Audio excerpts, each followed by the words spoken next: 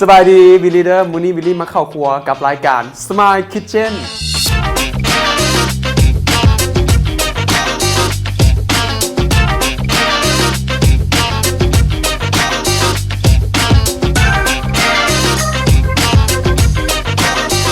ไปกับเชฟได้หน้าตาฝรั่งแต่ว่ากับมักอาหารลาว โอ้หน้าตาฝรั่งเดี๋ยวด้วย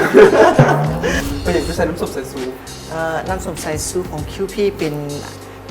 สิ่งหนึ่งที่ว่าเวลาเขาลวกอาหารทะเลเขาอยากให้มันคงความกรอบเขาอาจจะยิบปักน้ำก็ได้แต่ว่าเชฟรู้สึกว่าใส่น้ำส้มสายซูตัวนี้แล้วล่ะเนื้อมันเด้งดีเทคนิคความกรอบก็มูนี่ แม่ละไม่เฮียนแบบอาหารแล้วสิตำให้ไปกินเนาะ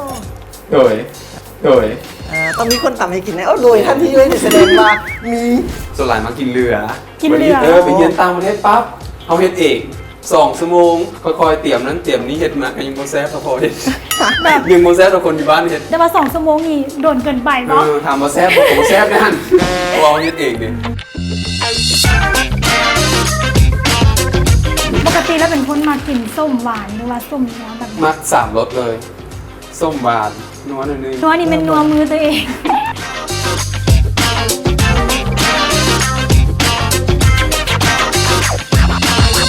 พอได้กว่าเชฟให้คะแนนดูให้คะแนน ให้ไปเลย